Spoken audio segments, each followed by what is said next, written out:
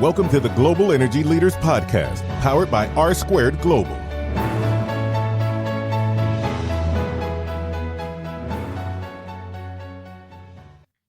Welcome to another edition of the Global Energy Leaders Podcast. As always, I'm your host, Ryan Ray, and today, guess what? It's another nuclear day as we bring on Edward Key, and you need to check out his bio. He has a pretty extensive career in nuclear, and it's interesting because his perspective on nuclear is a little bit different than the guests we've had on so far. And so you're going to hear that nuclear, we shouldn't look at it as just a commodity, but the impact it has on the local communities with long-term jobs and the stability that it creates for these communities. So interesting perspective. I hope you enjoy the conversation, and be sure to check out the show notes where you can find out all of his information there at globalenergymedia.com. Just a quick bit about him. He is the CEO and principal consultant at Nuclear Economics Consulting Group, NECG, and you can find the link to their website and everything that we discussed today in the show notes. Without further ado, here's my conversation with Edward Key. Edward, thank you for coming on the show today. How are you doing? I'm doing great, Ryan. How are you? Well, you know, I was telling you before we started here, a thunder boomer is blowing in here in Texas, and so it's I'm just hoping I don't lose power during the interview, but beyond that, I'm doing great today. Yeah, I told you I was down there last weekend, and the numbers on the news stations were about how much we were short, we being Texas, on rainfall, right, and how we're catching up in a real fast way that may not be so fun. Yeah, no, it's the last few days we've had some flash flood warnings come across for sure. So, okay, so let's get into it. Nuclear energy. I ask all my guests this that are involved with nuclear because it seems one of those topics that you don't know a lot of people, or you're not really sure why they got into nuclear. So kind of give me your quick story. What got you into nuclear? What interests you about it? And what was your journey like to get to where you're at today? Yeah, look, I went to the Naval Academy, and when I left there, I went into Admiral Rickover's program, the Navy nuclear program, where I built the power plants on the Carl Vinson, one of the carriers. Left the Navy, went to grad school at Harvard, went into private power, went into consulting, and it kind of segued into nuclear over the years. I've been doing nuclear work since the 80s. But in the last 10 years or so, almost all of my work has been nuclear, and about half of it's been in litigation. I'm an expert witness in litigation cases. The other half is in advisory work, both inside and outside the U.S. I've been helping companies here. I'm part of the American Nuclear Society. We have a special committee on nuclear in the States. I've been working on nuclear issues in South Africa and Malaysia, Singapore, South Africa, Saudi Arabia, a few other places. I'm still doing that off and on, traveling a bit. But as we talked earlier, the big issue right now in the U.S. is keeping the plants we have already from closing down early. That's the most important, the most urgent issue we have in this industry. And I'm spending a lot of time on that over the past year or so. Okay, so let's kind of set the table, make sure that I understand and the listeners understand. As best I understand it, a nuclear power plant in the U.S. at least is set for I think it's a 60-year life expectancy. That might be, if I understand correctly, because they get a few extensions. Maybe 40 is the actual number, but it gets to 60. Kind of walk us through what's the life expectancy of these plants, and then why are they being shut down early? Well, all the existing plants in the U.S. were built under an operating license from the Nuclear Regulatory Commission, the NRC, that had a 40-year life. That was, at the time in the 80s, probably a very conservative thing. These are very well-made plants, and we've already had a wave of almost every plant getting approval to operate for another 20 years, so 60 in total. And there are a couple of plants that are applying for another 20 years, a subsequent license renewal, so they'll be operating for 80 years in total. And that's probably going to happen. It's like, you ever heard the story about your grandfather's axe? You know, this is my grandfather's axe. Right. I replaced the head 3 times, right, and the shaft I replaced about 6 times. These plants are really well built. If something's bad that gets replaced, they maintain them well. They could operate almost forever, except for some things like concrete and buried, piping for fire mains, pretty mundane stuff. And they're actually replacing that stuff to go to the 80-year mark. So these plants are operating to 60 years. They probably could operate to 80.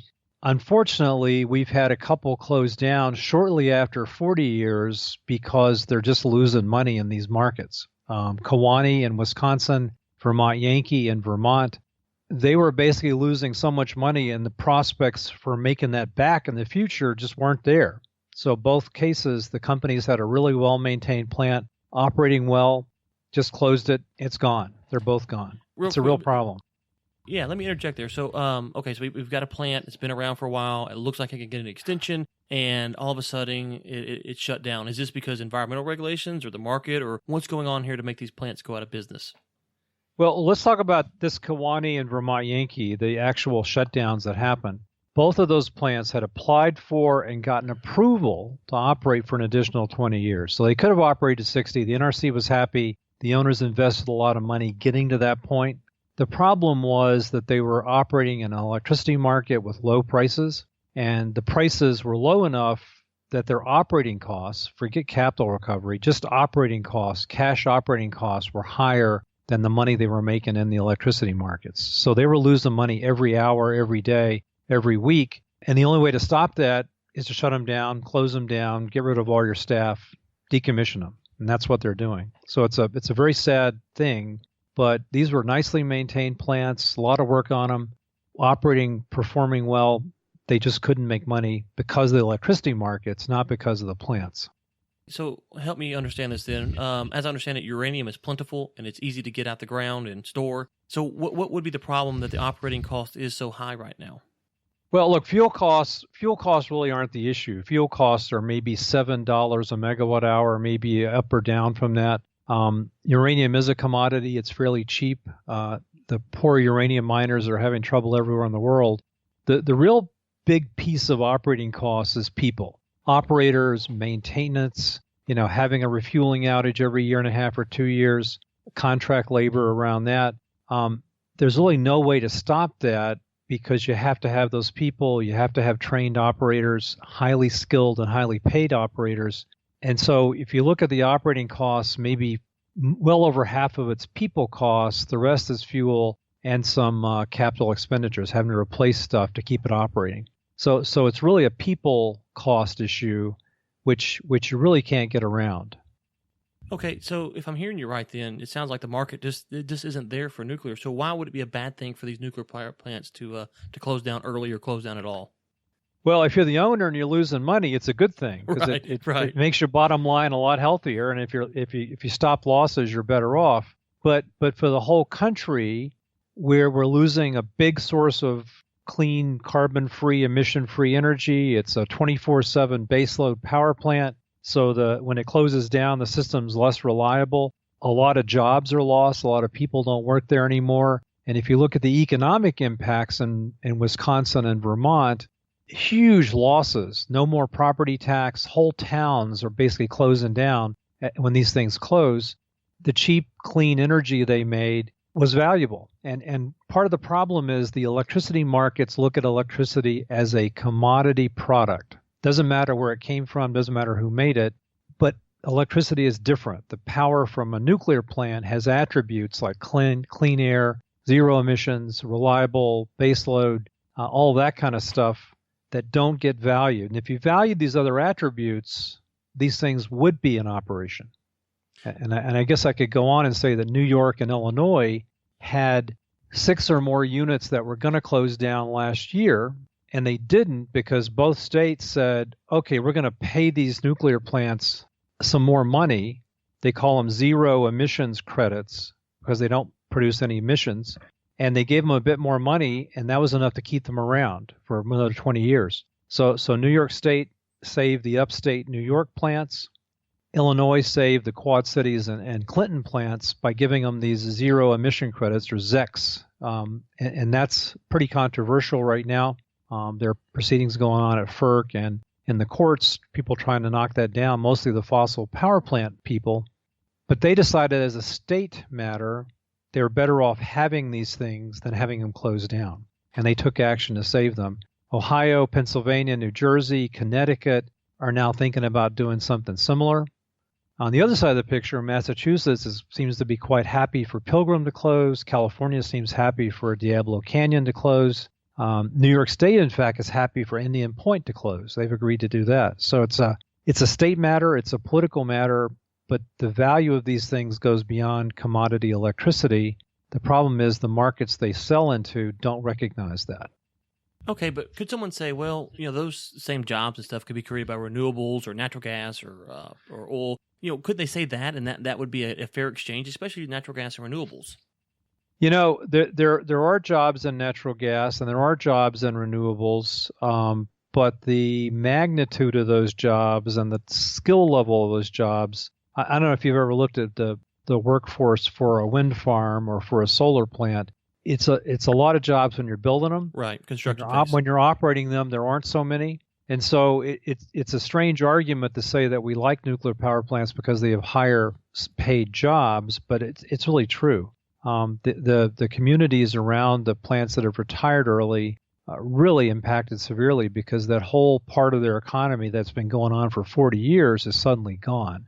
And it won't be replaced by gas power plant guys or solar guys or wind guys. There just aren't enough of those to make a difference. So it sounds like you're saying that this is more of a generational type job, a job that, a husband or a father or a mother or whoever could get it at their 20s and work their whole life, and then, they can kind of, have a good, stable career. That kind of seems part of the argument that you're making there. Well, I'm not sure it's a family kind of a thing, but there are a lot of people who spend their whole careers at nuclear power plants, and it's a pretty good career. You mentioned you knew somebody that worked at the one near you. It's a pretty high skilled job. It's a pretty high pressure job in a way that's kind of interesting. And if you lose that job, you got to do one of two things. You got to move somewhere else to another nuclear power plant, or you got to find something else to do. It's a pretty tough thing. And as a general matter, we've been shrinking more as more of these things close. We went from 105, now we got 99 operating reactors. There'll probably be only 80 or so in a few years. There's no place for these guys to go. And I know a lot of people who work in the nuclear power plant side of things who spend a lot of time in Korea or in Japan or other countries because that's where the jobs are. It's a pretty sad thing when the American nuclear industry has to go out offshore to find a decent paying job. To help us keep the lights on, let's thank our sponsor. For over 20 years, R Squared Global has served the energy and infrastructure industries. With offices in Texas, Alabama, and Louisiana, R Squared Global offers engineering, survey, right-of-way, and GIS solutions. For more information, please visit www.gor2.com. Okay, so I want to reset here. You've talked about some numbers and you've thrown out where some plants might be in danger of retiring early or closing down early.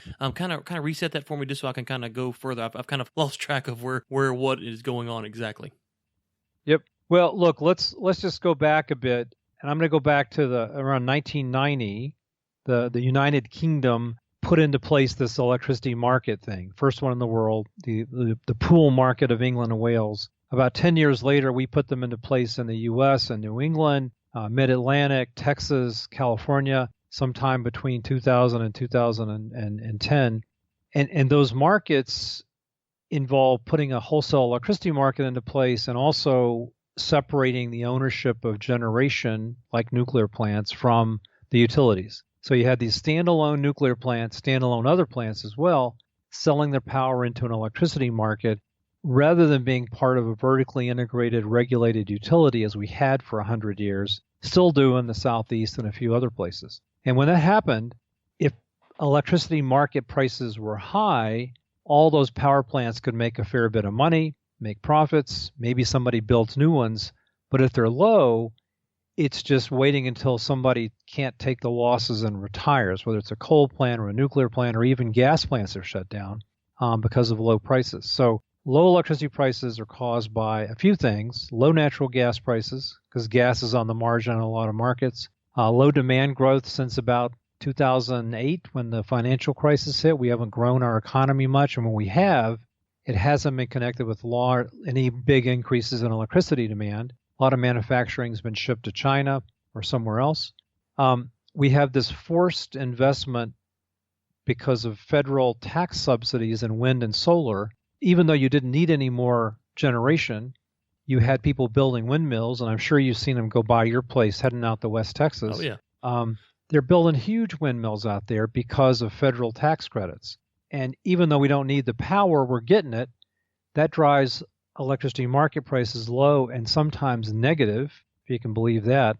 When I was down in Texas this weekend, I saw an ad from TXU saying, we can do this new deal. Your power during the night is free, and the power in the day is based on solar prices. Have you seen that ad? No, I haven't seen that ad personally. Well, so it turns out that prices when the wind's blowing at night are often negative in Texas. Mm-hmm. So if you're giving people price power for free at night, you're actually making money, which is bizarre, but it's true. But if you're a nuclear power plant at Comanche Peak, that's a big trouble because you're losing money every hour you operate. Right. So that's what's happened, and that's driven. So Kewaunee was the first one in the modern time to close early. Vermont Yankee came after that. Then there were the upstate New York plants, Fitzpatrick, 9 Mile Point, and Gannett. They all were going to close until New York Public Utilities Commission put into place these special ZEC payments, and they're staying around. Illinois was going to close down Clinton and Quad Cities out sort of in the west and the south part of Illinois. They just got ZEC payments, and they're going to stay around. Now we've got, Ohio, Davis-Besse, Perry, Beaver Valley, all owned by First Energy. They're talking about closing those. Palisades over the border in Michigan's about to close. 3 Mile Island didn't make the capacity auction in PJM, and they're going to close probably. So a lot of states are looking at this and saying, what's happening here? We're going to lose all these nuclear plants because of electricity market prices, and they're going to be gone forever. So other states are looking at what Illinois and New York did and trying to figure out if they can do something similar. I'm speaking at an event in Columbus, Ohio, in about a week about this. So how can the state come up with something to save the Davis-Besse, Perry, and the Beaver Valley, which are just across the border in Pennsylvania, but they're part of a First Energy's fleet. And then maybe we'll be down talking to people in Pennsylvania about what they can do. It's a state thing. Diablo Canyon in California is going to close early, and that was a deal between the state and the utility. That's almost certainly going to happen, but not for a few years. Indian Point in New York, downstate New York, near Manhattan, is going to close early because the political benefits of doing that are pretty high for the governor. Yeah, let me interject there real quick. So New York has these ZECs, and that's because of you got a zero emission. They're going to give you a credit back to kind of offset your costs so that you can break even, make money, whatever the case may be. But what you're saying is that Indian Point, even though that they're zero emission and they're candidates for the ZECs, they're still going to be closed down. Well, yes, and let me just push back on what you just said, because they're close to Manhattan. They're on the Hudson River, just north of Manhattan, right? Mm-hmm. They are in the Manhattan load zone, and so electricity market prices there are pretty darn high. Mm-hmm. They're making a pretty good profit. Okay. But the political folks in New York have been fighting this thing tooth and nail, trying to stop it because it's close to Manhattan. There's a worry about that. Because of fish in the Hudson River, you name it, there's been a lawsuit about it. And so they've been fighting a litigation case about license renewal there for almost a decade. And so essentially the owner said, okay, fine, we'll settle these lawsuits. We'll operate for a few more years, not 20, but a few more, and then we'll close early, assuming that that's not going to cause, reliability problems. And we'll see how that turns out. But essentially, everyone litigated so much that they ended up giving up. And I think Entergy, the owner, based in Louisiana, has both regulated nuclear plants in the Louisiana, Mississippi area, and these unregulated merchant plants in New York and elsewhere. And their experience with the unregulated merchant plants has been pretty bad. And they sort of said, our strategy is getting out of that business because we're losing money, whether it's closing down Pilgrim, closing down Vermont Yankee, closing down Palisades, but also Indian Point. Even though it's making money for us, it's a risky business, and we want to pull back into our regulated business where we know we're going to make money. So it was a combination of strategy on the part of the owner, Entergy, and political motivation from New York that have been fighting this thing, trying to get it closed down for more than a decade. Right. So let me make sure I'm understanding all this, because it sounds kind of complicated here, because what I'm understanding is... It's complicated, sorry. No. You're doing a good job. I'm slow, so you got to hold my hand here. New York, as I understand it, they banned fracking, right? You can't frack in New York. And so now we're getting ready to close down a profitable nuclear plant.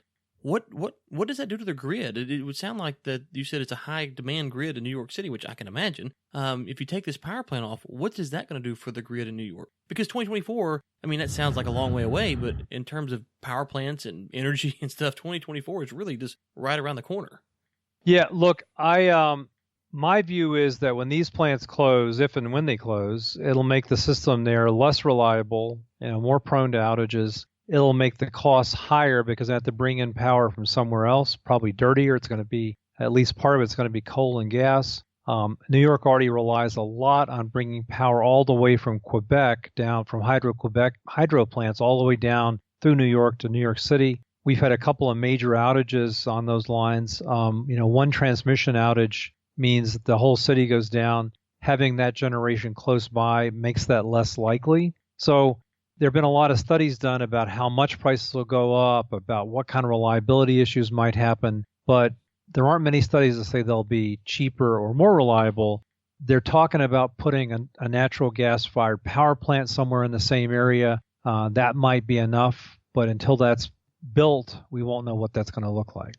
Okay, so one more follow-up on New York, then we'll move on to kind of get a broader perspective on different states here. Once this plant's closed, assuming it does close in 2024, you just can't go back and reopen it, right? It's decommissioned and shut down, and that's it. So it's not like New York in 2026 could say, hey, we made a mistake. It's 10 to 15 years to build a new one, assuming that everything goes fast. So this is a really a big problem if it goes like you're saying. It could go worst case scenario.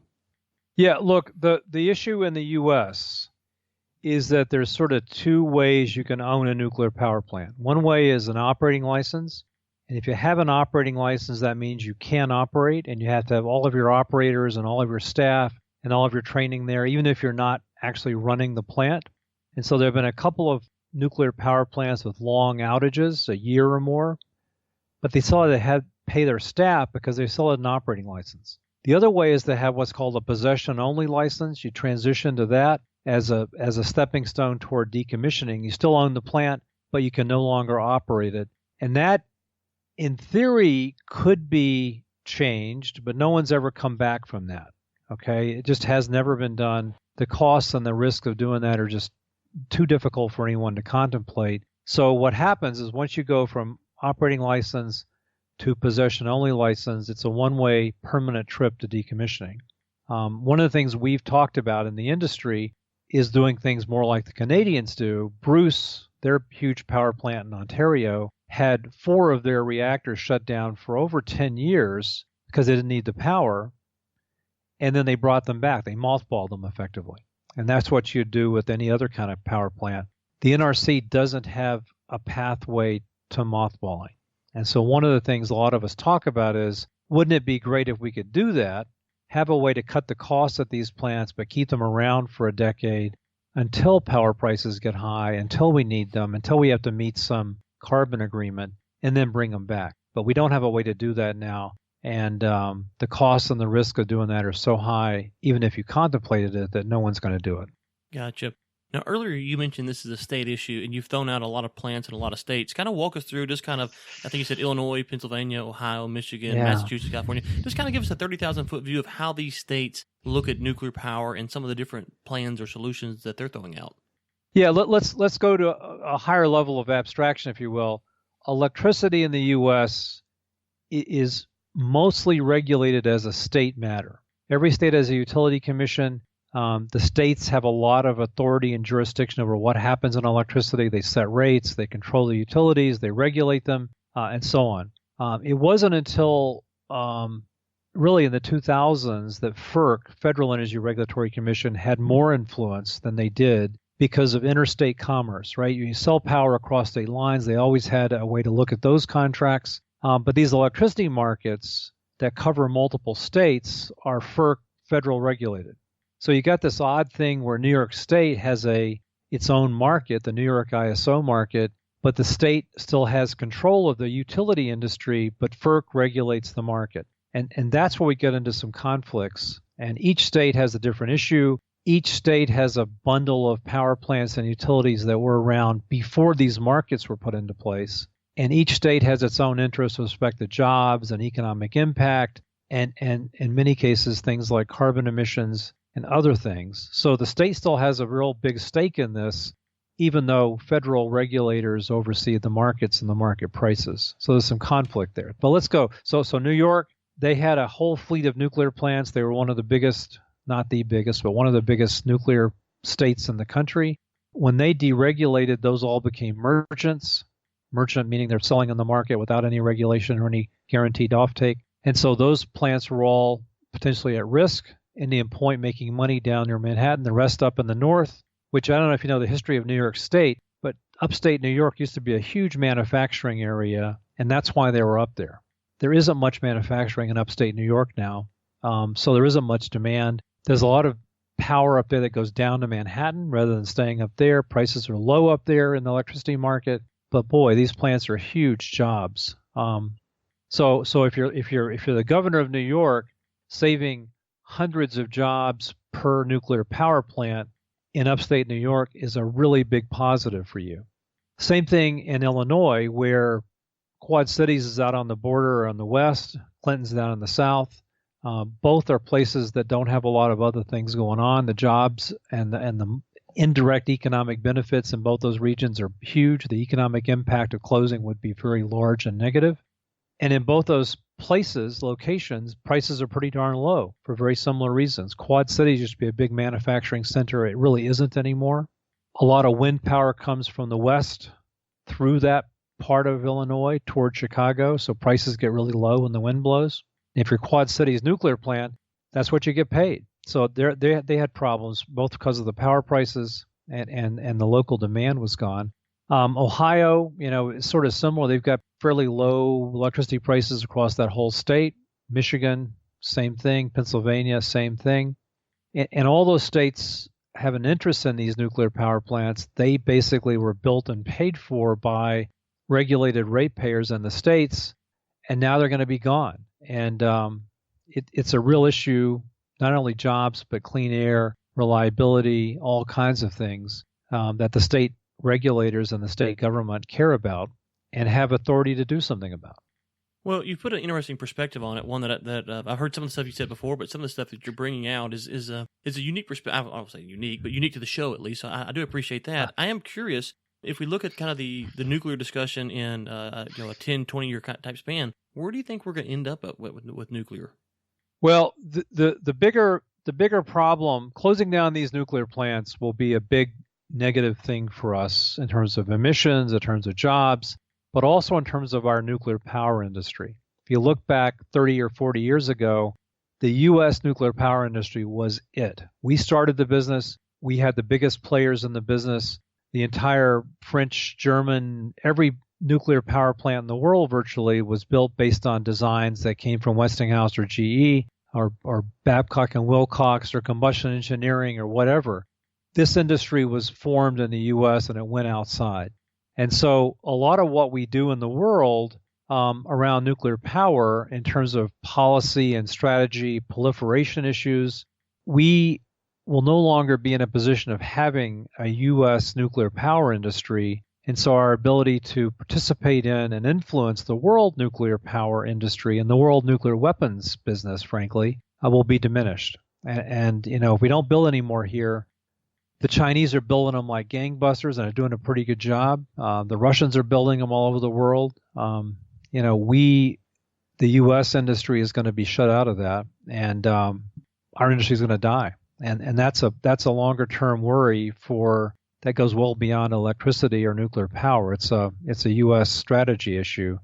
And people are actually out there saying that we ought to be building new nuclear power plants, even if they don't make sense economically, to keep our industry going, because without a nuclear industry, we may never we'll be buying reactors from Japan or not Japan, from China in the future if we want to build new ones, because we won't have anybody left to build them here. So it's a long-term worry. Well, Edward, I appreciate this. This has been very, as I told you before we cut on, I love the nuclear stuff. I try to keep up. It's a little bit foreign to me, but I love it. It's a fascinating topic for sure. Where can people find out more information about what you're doing? If you have a book or anything else that you want to plug or promote, please let us know so our listeners can go find you. Sure. Look, I have my company, Nuclear Economics Consulting Group.